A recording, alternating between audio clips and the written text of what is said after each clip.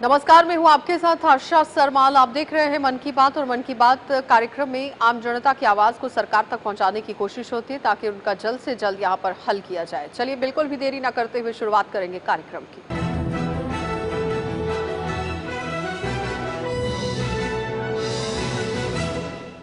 सबसे पहले आपको लिए चलते हैं राजधानी दिल्ली और दिल्ली में आप देखिए अग्निपथ योजना को लेकर किस तरह से धरना प्रदर्शन लगातार जारी है। युवा सड़कों पर उतरकर रोष प्रदर्शन दे दिखा रहे हैं और साथ ही साथ आपको ये भी बताते चलें कि विपक्ष लगातार सरकार पर हमलावर हो रहा है, लेकिन सेना ने भी साफ कर दिया है कि बिल्कुल भी इसमें बदलाव नहीं किया जाएगा। इस बीच में क्या कुछ कहना है आम जनता का, देखिए। अरे भाई, आम जनता का देखो, जो सरकार कर रही हो तो ठीक ही कर रही हो, गलत तो कर नहीं रही है। और अगर हमारे देश में जवान अगर जवान नहीं होंगे तो उनको फिर बुजुर्गों का नाम दिया जाएगा। मिलिट्री का जवान तो जवान ही कहा जाएगा। अगर 4 साल, लेकिन हाँ ये है 4 साल बाद जो है उनको फिर ये जो नौकरी की सुविधा है फिर आगे मिलनी चाहिए। एक सर्विसमैन की जो पहले इन्होंने 5% 4% कर रखा था उसको बढ़ाना चाहिए। आम जनता की मन की बात तो ये तो बिल्कुल ही सारा गलत ही है औरों के लिए। मतलब जितने भी जैसे नए जिन्होंने पहले से ट्रेनिंग करके जो बैठे हैं, अब उनके लिए भी उन्होंने मना कर दिया कि भाई दोबारा इससे शुरू किया जाएगा। तो उनके लिए तो जो मेहनत उन्होंने की वो तो बेकार ही हो गई। ठीक है। और दूसरा ये कि दूर दराज के तबके के लोग हैं जो मेहनत करके आते हैं, जहाँ पे लाइट लूट भी नहीं है। ठीक है। अब वो लोग भी इसमें भर्ती होने के लिए इतनी मेहनत करते हैं, कुछ लोग अपनी चीज़ें गिरवी रख देते हैं, कुछ भी कर देते हैं XYZ। तो उनके लिए तो जो सपना देख के चल रहे हैं वो तो सारे सपने सरकार ने चूर चूर कर दिए। मैं तो यही देखता हूँ जो भी सरकार कर रही है वो अच्छा ही कर रही है, लोगों के हित में ही कर रही है। तो ये योजना का स्वागत करते हैं आप? स्वागत करते हैं भाई, मेरे हिसाब से तो ये ठीक है, सबको काम मिल रहा है।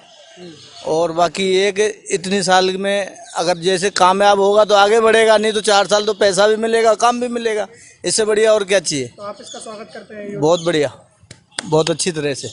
सर उसमें 4 साल में तो कोई फायदा नहीं मिलेगा सेना के बारे में। और जो जनता जब तक 4 साल काम सीखे वो उनकी 4 साल रिटायरमेंट है तो उसको काम समझ में टाइम लग जाए उतना। तो वो जो पढ़े लिखे छात्रवास है उनको कोई फायदा नहीं है इस काम सीखने से। देखो 15 साल की 10 साल की तो आर्मी का आदमी रिटायरमेंट को गए दूसरी जॉब पकड़ लेता है, इसमें तो कोई जॉब नहीं पकड़ेगा, न कहीं कर रह सकता हो। तो आपको ये योजना समझ नहीं आ रही है? हाँ जी, हमारी समझ में से बाहर है। क्यों कि ये 4 साल पढ़ा लिखा बंदा सीखेगा, काम समझने लगे, उनके अपने घर में बैठे तो कहाँ करेगा, अपनी बीवी बच्चा पाल के घर मकान बनाए क्या करेगा। आप समझिए आप इस बात को। हम आए देखो पब्लिक के लिए तो ये समझ से बाहर योजना है।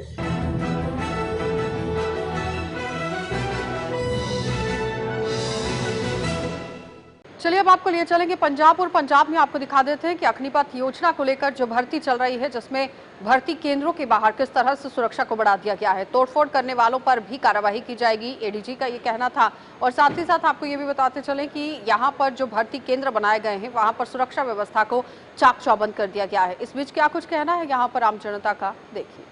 योजना सरकार ਦਾ ਹੈ, ਲੈਵਲ ਸਰਕਾਰ ਦਾ ਕੁਝ ਨਹੀਂ ਪਤਾ ਲੱਗਦਾ ਹੈ ਕਾਹਦੇ ਇਹ ਕਿਹੜੀ ਯੋਜਨਾ ਲੈ ਕੇ ਆ ਜਾਂਦੀ ਹੈ। ਫਿਰ ਆਪ ਇਹਨਾਂ ਨੂੰ ਜਦ ਰੋਜ਼ ਦਾ ਸਾਹਮਣਾ ਹੁੰਦਾ ਆਪ ਉਹਦੇ ਵਿੱਚ ਕੋਈ ਨਾ ਕੋਈ ਮੋਡੀਫਿਕੇਸ਼ਨ ਕਰਨ ਨੂੰ ਤਿਆਰ ਰਹਿੰਦੇ ਨੇ। ਹੁਣ ਜਿਹੜੀ ਅਗਨੀਪਥ ਯੋਜਨਾ ਲੈ ਕੇ ਆਈ ਹੈ, ਪਹਿਲੀ ਗੱਲ ਤਾਂ 2 ਸਾਲ ਭਰਤੀ ਬਿਲਕੁਲ ਬੰਦ ਰਹੀ ਹੈ ਕੋਵਿਡ ਕਰਕੇ। ਉਸ ਟਾਈਮ ਜਿਹੜੇ ਬੱਚੇ ਵਿਚਾਰੇ ਤਿਆਰੀ 20-21 ਸਾਲਾਂ ਤਿਆਰੀ ਕਰਦੇ ਸੀ, 2 ਸਾਲ ਬਾਅਦ ਉਹਨਾਂ ਦੀ ਏਜ ਅਪਰ ਹੋ ਗਈ ਹੈ। ਉਹ ਕਿੱਧਰ ਜਾਣ ਬੱਚੇ ਨੂੰ? ਪਹਿਲਾਂ ਸਰਕਾਰ ਨੂੰ ਇਹ ਜਵਾਬ ਦੇਣਾ ਚਾਹੀਦਾ। ਦੂਜੇ ਨੰਬਰ ਤੇ ਸਰਕਾਰ ਕਹਿੰਦੀ ਹੈ ਕਿਸੇ ਨੂੰ ਪੈਸੇ ਦੇਵਾਂਗੇ। ਅੱਜ ਕੱਲ੍ਹ PM ਦੀ ਪੈਨਸ਼ਨ ਵਧੀਆ ਹੁੰਦੀ ਹੈ, 4 ਸਾਲ ਬਾਅਦ ਬੱਚੇ ਨੂੰ ਪੈਨਸ਼ਨ ਨਹੀਂ ਮਿਲਣੀ, ਕੁਝ ਨਹੀਂ ਮਿਲਦੀ, 12 ਲੱਖ ਰੁਪਏ ਦੇ ਕੇ ਘਰੇ ਤੋੜ ਦੇਣਾ, ਹੋਰ ਕੁਛ ਨਾਲ ਦੇ ਦੋਗੇ, ਪਰ ਉਹਦਾ ਫਾਇਦਾ ਨਹੀਂ ਹੁੰਦਾ ਕੋਈ। ਲੌਂਗ ਟਰਮ ਦੇ ਵਿੱਚ ਨੁਕਸਾਨ ਹੈ ਇਹਦਾ ਆਉਣ ਵਾਲੇ ਸਮੇਂ ਦੇ ਵਿੱਚ। ਜੋ ਕੇਂਦਰ ਸਰਕਾਰ ਨੇ ਅਗਨੀਪਥ ਸਕੀਮ ਲੈ ਕੇ ਆਏ ਆ, ਜਿਹਦੇ ਵਿੱਚ 17 ਸਾਲ ਦੇ ਬੱਚਿਆਂ ਨੂੰ 4 ਸਾਲ ਲਈ ਜੌਬ ਦਿੱਤੀ ਜਾਏਗੀ ਆਰਮੀ ਵਿੱਚ, ਉਸ ਦਾ ਬਹੁਤ ਹੀ ਕੜਾ ਵਿਰੋਧ ਹੋ ਰਿਹਾ ਹੈ। ਮੇਰੇ ਖਿਆਲ ਦੇ ਵਿੱਚ ਜੋ ਇਹ ਸਕੀਮ केंद्र सरकार लेके आई है, हो सकता है केंद्र सरकार की जो मनशा सीगी ये पिछे बहुत वधिया कोई मनशा होगी, लेकिन बड़े दुख की गल है कि ये जो स्कीम तुसी बच्चों लिए लैके आए हो, बेरोजगारी दूर करने लिए लैके आए हो, इस स्कीम विच जो भी कंसर्नड पार्टियां सीगियां, चाहे वो आर्मी है, चाहे यूथ है, या उन्होंने रिप्रजेंटेटिव हैं, उन्होंने पेरेंट्स हैं, इस तरीके का पहला कोई भी कमेटी या पैनल बना के इस स्कीम को पूरा थारो डिस्कस नहीं किया गया।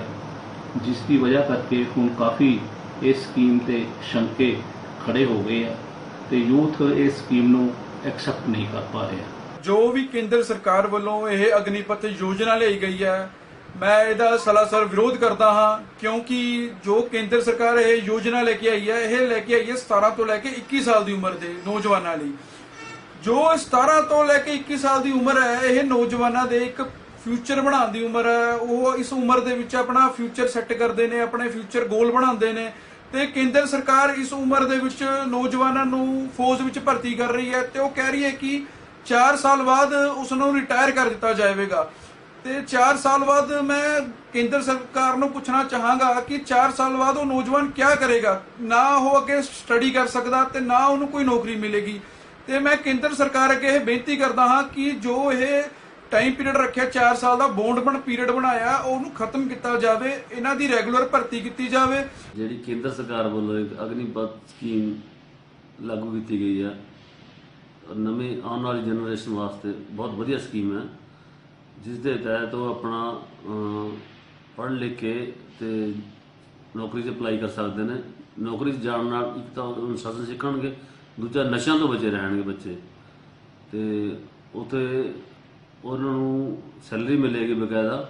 ਪਰ 4 ਸਾਲ ਤੋਂ ਬਾਅਦ ਉਸ ਦੇ ਵਿੱਚ ਕੁਝ ਕੋਟਾ ਐਸਾ ਵੀ ਹੈ ਕਿ ਉਹ ਅੱਛੀ ਪਰਫਾਰਮੈਂਸ ਦੇਣ ਦੇ ਨਾਲ ਉਸ ਤੋਂ ਅੱਗੇ ਵੀ ਉਹਨਾਂ ਨੂੰ ਮਿਲਟਰੀ 'ਚ ਲਿਆ ਜਾਊਗਾ ਔਰ 4 ਸਾਲ ਦੀ ਜੌਬ ਤੋਂ ਬਾਅਦ ਉਹਨਾਂ ਨੂੰ ਇੱਕ 11 ਲੱਖ ਦਾ ਰਿਟਾਇਰਮੈਂਟ ਪੈਕੇਜ ਵੱਲੋਂ ਦਿੱਤਾ ਜਾਊਗਾ ਔਰ ਜਿਸ ਨਾਲ ਕਿ ਬੱਚਾ ਘਰੇ ਆ ਕੇ ਆਪਣਾ ਅੱਛਾ ਬਿਜ਼ਨਸ ਕਰ ਸਕਦਾ, ਕਿਉਂਕਿ ਹੁਨਰ ਹੁੰਦਾ ਪਰ ਪੈਸਾ ਨਹੀਂ ਕੋਲ ਹੁੰਦਾ। ਇਹਦਾ ਫਾਇਦੇ ਇਹ ਨੇ ਵੀ ਜਦੋਂ ਨੌਜਵਾਨ ਪੜ੍ਹ ਕੇ ਵਿਹਲੇ ਹੋ ਜਾਂਦੇ ਨੇ, ਉਹ ਅਨੁਸ਼ਾਸਨਹੀਣਤਾ ਵੱਲ ਵੱਧਦੇ ਨੇ।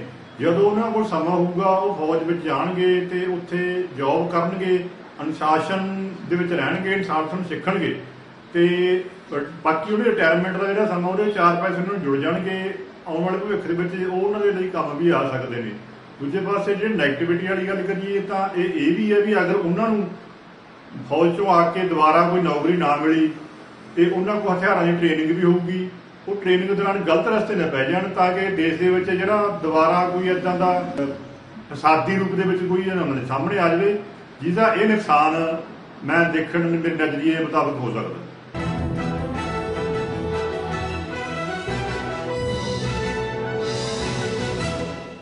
चलिए अब आपको लिए चलते हैं नोएडा और नोएडा में भी आपको दिखा देते हैं कि दिल्ली एनसीआर में भी किस तरह से अग्निपथ योजना को लेकर बवाल मचता हुआ नजर आ रहा है। यहाँ पर भी युवा लामबंद होते हुए नजर आ रहे हैं, लेकिन सरकार की तरफ से ये कहा गया है कि युवाओं में इसके प्रति जागरूकता डाली जाए कि आखिर अग्निपथ का क्या कुछ लाभ उन्हें मिलने वाला है। इस बीच में क्या कुछ कहना है आम जनता का, देखिए।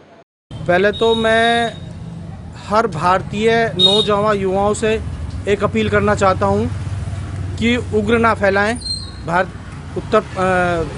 भारत सरकार की पॉलिसी को समझें कि उस सार्वजनिक संपत्ति को नुकसान ना पहुंचाएं। बहुत ज़्यादा नुकसान हो रहा है, वो ये ना सोचें कि मेरा नुकसान नहीं हो रहा, भारत की संपत्ति का नुकसान हो रहा है, उसमें हमारी भी भागीदारी है और जो नुकसान हो रहा है हम सब का हो रहा है वो। और जो भारत सरकार जो लाई है ये 4 साल का अग्निपथ, वो बहुत अच्छा लाई है और हर नौजवानों को एक्सेप्ट करना चाहिए, स्वीकार करना चाहिए, क्योंकि उससे अनुभव मिलेगा और हर युवा को रोज़गार भी मिल रहा है।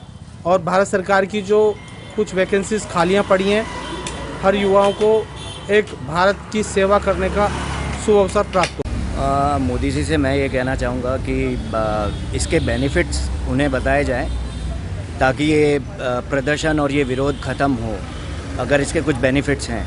और ये नीरज जैसे जो युवा अभी वायरल हुआ था, वो उनका क्या होगा, जो आर्मी के लिए क्या कहते हैं रात को दौड़ते हुए रेस्टोरेंट जाता था काम करने के लिए, अपनी माँ के लिए, बूढ़ी माँ के लिए वो कमाने के लिए जाता था, इतनी मेहनत करता था, और उसका क्या होगा। वो इतनी प्रैक्टिस कर रहे हैं, उनका क्या होगा। जितने सारे लोग, कुछ ऐसे भी कैंप्स हैं जो फ़ीस लेके उनको ट्रेन कर रहे हैं, उनकी फ़ीस बेकार हो जाएंगी अगर ये 4 साल वाला नियम चलता रहा तो। नहीं, बिल्कुल जैसा कि आपने कहा, और जो अग्निपथ सरकार का जो एक इनिशिएटिव है, वो कहीं हद तक जिन युवाओं के अंदर एक जुनून होता है कि मुझे आर्मी में जाना है, वो उनके लिए ठीक है। लेकिन जैसे कि इसमें बात जो युवा हमारे विरोध कर रहे हैं, वो इसका एक सीधा सा इम्पैक्ट यह है कि उनको 4 साल बाद वो क्या करेंगे। जिन युवाओं की, जिन लोगों की, जिन हमारे वीरों की एक सपना होता है कि हम ज़िंदगी भर अपने देश की, अपने समाज की रक्षा करेंगे, क्या वो 4 साल के बाद वो जुनून को त्याग दें? तो इसलिए कहीं ना कहीं जो है युवा हताश है, युवा परेशान है। ये अभी सरकार को अपनी नीति साफ कर देनी चाहिए कि हाँ, युवाओं से इनको क्या उम्मीद है, क्या नहीं है। क्योंकि अभी जिस तरीके के हालात हैं, एक तरफ युवा शहीद होने को तैयार है अपनी आर्मी के लिए, अपने देश के लिए, लेकिन अब युवा वही अपनी सरकारी संपत्तियों को नुकसान पहुंचा रहे हैं, क्योंकि वो अभी लोग उनको गुमराह कर रहे हैं। और अगर इसमें कुछ फ़ायदा है तो सरकार को सामने आके ये फ़ायदे गिनवाने चाहिए कि हाँ, इस चीज़ से ये फ़ायदा है, इस चीज़ से ये फ़ायदा है। अभी तो हमें कुछ फ़ायदा नज़र आ नहीं रहा। अगर फ़ायदा नज़र आएगा तो ये सब क्यों होगा। पीएम मोदी से हम यही कहना चाहते हैं, सरकार जो भी स्कीम लाई है बहुत अच्छी स्कीम लाई है कि 4 साल अच्छे से युवा नौकरी करेंगे और उसके बाद रिटायरमेंट होगी, वो इसके बाद अपना कोई भी कार्य कर सकते हैं। इससे आने वाले फ्यूचर में जितने भी बच्चे हैं उनको मौका मिलेगा सेना में जाने का। तो 4-4 साल करके ये हमारा फ़ायदा है कि हर युवाओं को नौकरी का अवसर मिलेगा और देश की सेवा करने का मौका एक मिलेगा। और हम और युवाओं से ये कहना चाहेंगे कि युवा सरकार की संपत्ति का नुकसान ना करें, ये भी हमारा ही नुकसान है, देश का ही नुकसान है। इसलिए बस मेरी पीएम मोदी से इतनी गुजारिश है।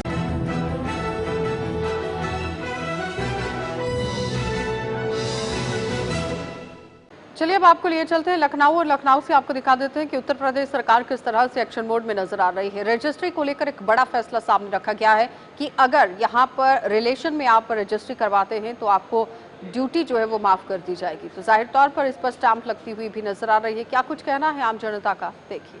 नहीं, ये फैसला तो बेटा गरीबों के लिए, अमीरों के लिए, सबके लिए अच्छा है। बहुत से गरीब परिवार अपना करा नहीं पा रहे थे पैसे के अभाव में, और वो संपत्तियां कोई कब्जा कर लेता था, कोई कुछ कर लेता था।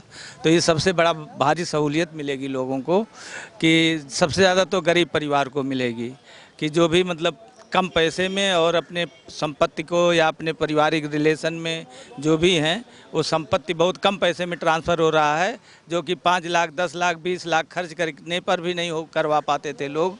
ये बहुत ही अच्छा कदम है। योगी जी बहुत ही ये सराहनीय कदम उठाए हैं और इससे जनता को बहुत ही लाभ होगा। जी, मैंने भी सुना है, कल देखा है टीवी पे कि ऐसी खबर आई है। अगर इस तरह की अगर होता है काम 6000 रजिस्ट्री वाला, तो मैं समझता हूँ सरकार की तरफ से बहुत प्रदेशवासियों के लिए बहुत अच्छी खबर है। इससे हम सब लोग, प्रदेश की जितने लोग खरीदेंगे सभी लोग लाभान्वित होंगे। ये बहुत अच्छी पहल है मुख्यमंत्री जी की तरफ से, बहुत अच्छा फैसला है ये फैसला अच्छा है। और अभी तक तो ब्लड रिलेशन आपस में ही ज़मीन को ट्रांसफ़र कराने के लिए ढेर सारा पैसा खर्च करना पड़ता था, जो अब नहीं करना पड़ेगा। निश्चित तौर पे फैसला अच्छा है और सरकार ने बहुत सोच समझ के कदम उठाया है। हम इससे पूरी तौर पे सहमत हैं। देखिए, इससे हम क्या, अगर ये फैसला आया है और अगर ये डिसीजन योगी सरकार ने लिया, हम क्या, आम जनता जो भी है वो सभी खुश होंगे।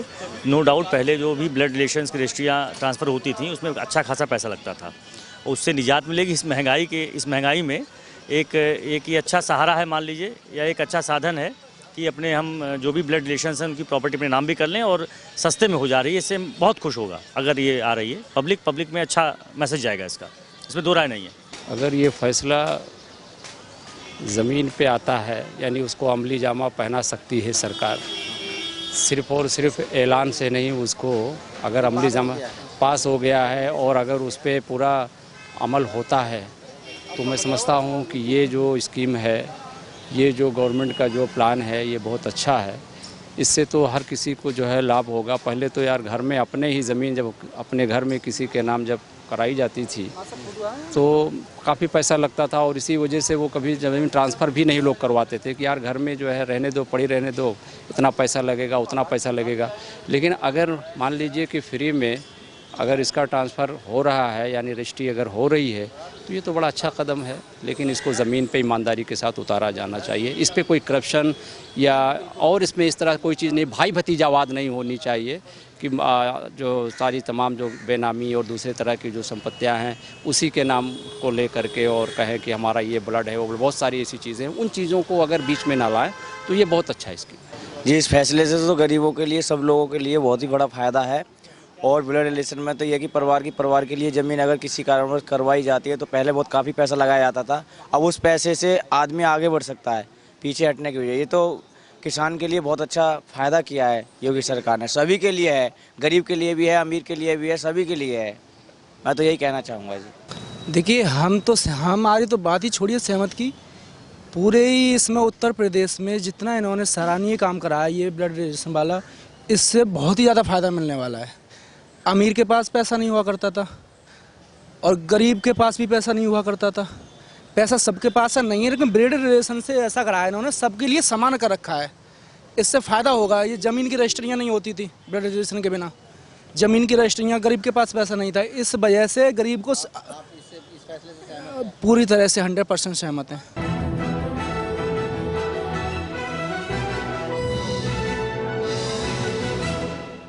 चलिए बात कर लेते हैं हरियाणा की। और हरियाणा में भी आप देखिए एक्शन मोड में नजर आ रही है सरकार। किसानों की आय को दोगुना करने के लिए भी यहां पर कदम उठाए जा रहे हैं, लेकिन किन फसलों को लेकर आय दोगुनी हो रही है और क्या कुछ वहां पर पूरा काम चल रहा है, उसको लेकर आम जनता क्या कह रही है, देखिए। ऐसा सरकार जो फसल से संबंधित जो नीतियां बना रही है, चाहे वो फसल दाल की हो चाहे वो फसल तिल की हो, और जैसे कि हरियाणा सरकार तिलहन पर दालहन पर सब्सिडी दे रही है।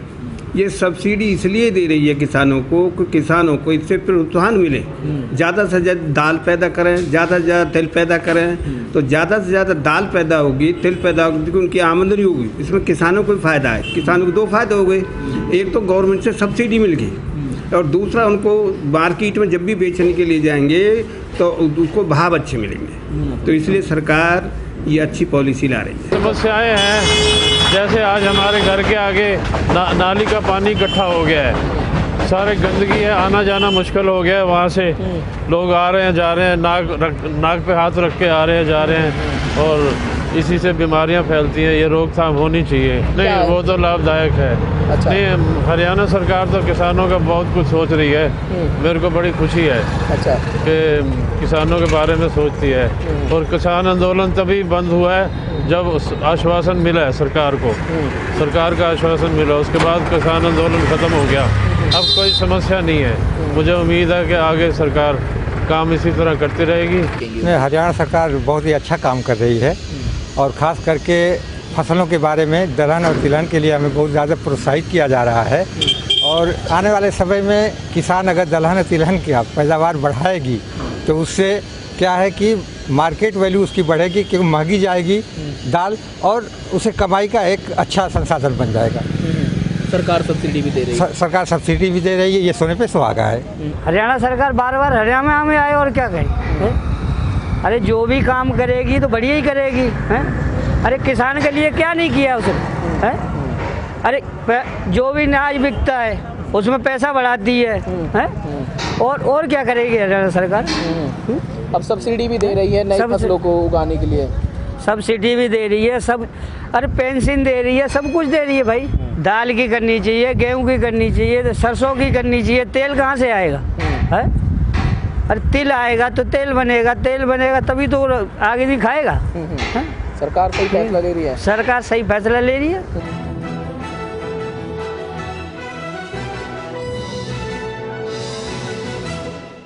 चलिए अब आपको लिए चलते हैं उत्तराखंड। और उत्तराखंड में भी आप देखिए सरकार किस तरह से यहाँ पर एक्शन मोड में नजर आ रही है। योग दिवस के मद्देनजर रखते हुए एक बड़ा फैसला लिया गया कि योग को अब सिलेबस में भी डाला जाएगा। स्कूल कॉलेज में बच्चों को यहाँ पर योग पढ़ाया जाएगा और उसके साथ ही साथ पुष्कर सिंह धामी लगातार आप देखिए किस तरह से एक्शन मोड में नजर आ रहे हैं। सुविधाओं को मद्देनजर रखते हुए काफी काम करते हुए नजर आ रहे हैं। क्या कुछ कहना है आम जनता का, वो दिखा देते हैं। संस्कृति का एक ऐसा प्रतिबिंब है और भारतीय संस्कृति का एक अभिन्न अंग है जो कहीं ना कहीं समाज को मन से तन से स्वस्थ रखने की प्रेरणा देता है। एक ऐसा माध्यम है।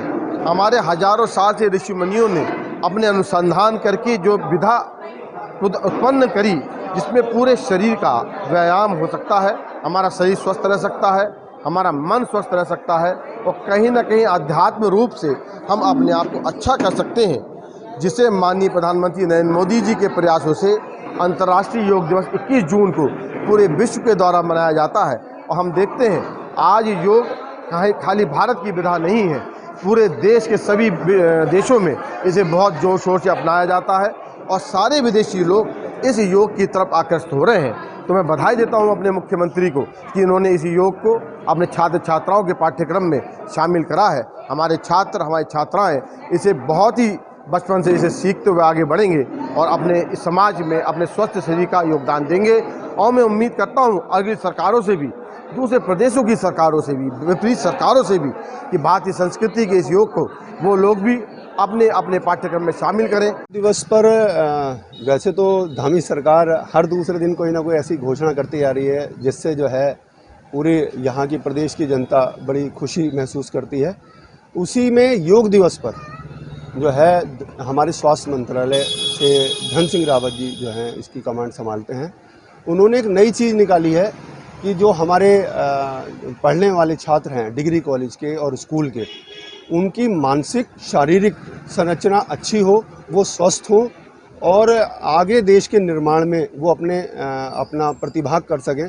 इसी के तहत उन्होंने एक डिग्री कॉलेज में और स्कूलों में पाठ्यक्रम की घोषणा की है कि योग भी एक पाठ्यक्रम की तरह सिलेबस में जोड़ा जाएगा, जिससे हमारे जो छात्र हैं वो निकट भविष्य में जो है अपने स्वास्थ्य का ध्यान रख सकेंगे, मानसिक संतुलन जो है वो अच्छा हो सकेगा और बहुत सारी जो आत्महत्याएं, जो नेगेटिविटी छात्रों में आती है, स्कूल के बच्चों में आती है, तो उसमें बहुत बड़ा सुधार होगा और हम और हमारा प्रदेश जो है वो स्वस्थ के रूप से, स्वास्थ्य के रूप से और मानसिक रूप से हमारे जो छात्र हैं, आगे आने वाली पीढ़ी बहुत अच्छी रहेगी। ये सरकार का बहुत सराहनीय फैसला है और मैं माननीय मुख्यमंत्री जी को धन्यवाद दूंगा कि उन्होंने कम से कम बहुत पुरानी मांग को कॉलेजों के अंदर योगा को शामिल करने का प्रयास की घोषणा करी है और उससे घोषणा करने के पश्चात जो है कॉलेजों के जो सिलेबस है उस सिलेबस में योग की क्लासें, कक्षाएँ संचालित होंगी, सिलेबस भी शामिल होगा और कम से कम जो भी बच्चे हैं उन बच्चों का, छात्रों का, छात्र छात्राओं का मानसिक व शारीरिक रूप से विकास होगा। निश्चित ही सराहनीय है क्योंकि जैसे आजकल हमारे युवा प्राचीन विधाओं को लेकर, स्वास्थ्य को लेकर कहीं ना कहीं लापरवाह होते जा रहे हैं, ऐसे में सरकार ने जो ये नया फैसला दिया है, निश्चित सरकार का फैसला सराहनीय है। इससे जब ये पाठ्यक्रम में शामिल हो जाएगा एक योग, तो योग की विधाओं से धीरे धीरे योग जितने भी युवा हैं वो लाभान्वित होंगे और लाभान्वित होने के साथ साथ उनका स्वास्थ्य भी किसी भी चुनौती को झेलने के लिए बाकायदा पूरी तरीके से मजबूत होगा। मैं सरकार के फैसले की पूरी तरह सराहना करता हूँ। एक शारीरिक रूप क्रिया है और बहुत बेहतरीन है क्योंकि इससे लोगों की सेहत में सुधार आएगा और बीमारियों से निजात मिलेगी।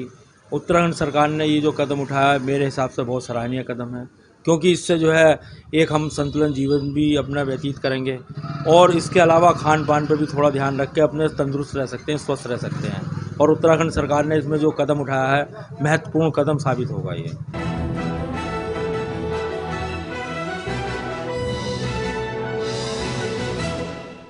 चलिए अब आपको लिए चलते हैं राजस्थान और राजस्थान में भी देखिए यहाँ पर गहलोत सरकार किस तरह से एक्शन मोड में नजर आ रही है। अरविंद केजरीवाल की तरफ से वरिष्ठ नागरिकों को यहाँ तीर्थ कराने की बात कही गई थी और उसी नक्शे कदमों पर अब यहाँ राज्य सरकार भी चलती हुई नजर आ रही है। राजस्थान की ये सरकार अब काम कर रही है जिसमें वरिष्ठ नागरिकों को धार्मिक स्थलों के लिए भी रवाना किया जाएगा, धार्मिक स्थलों का उन्हें रुख कराया जाएगा। क्या कुछ कहना है आम जनता का, देखिए।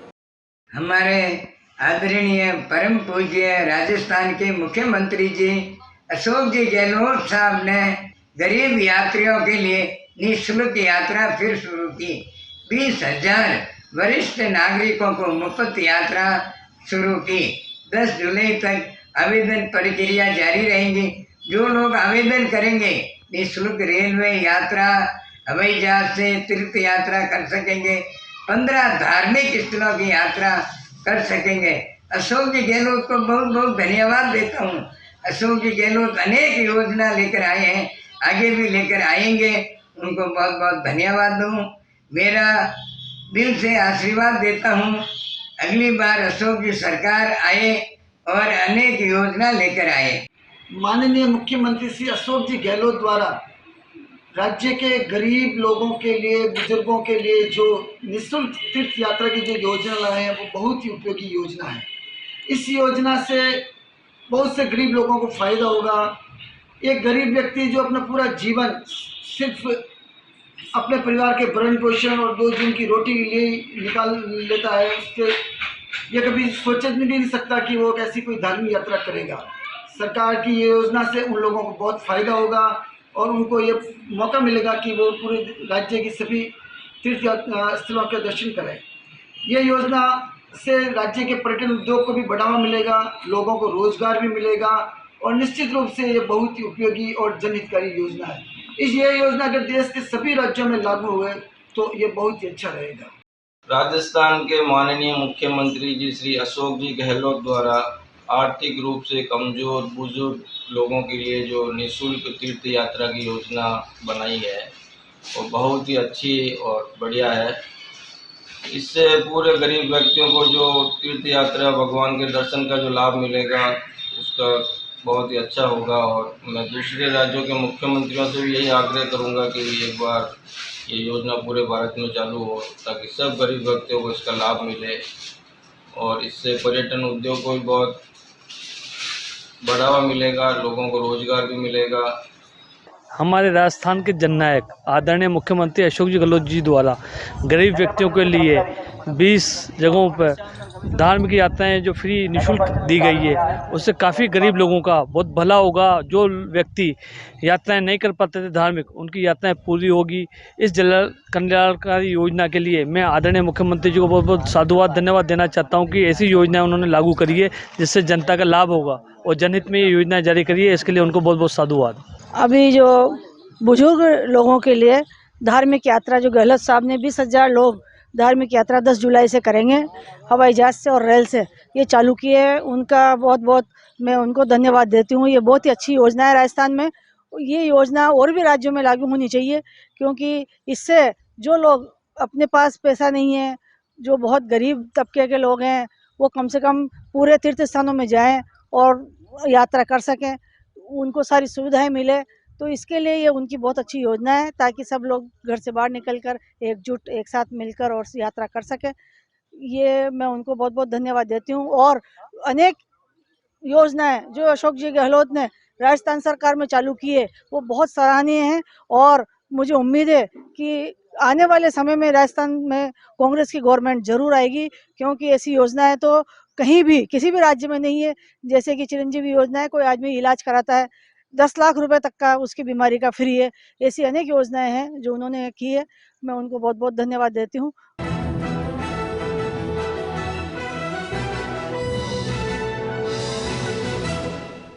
तो फिलहाल मन की बात कार्यक्रम में आपने देखा कि अलग अलग जगहों से आपको किस तरह से यहाँ पर दिखाया गया कि आम जनता अपनी राय सरकार तक रखती हुई नजर आ रही है।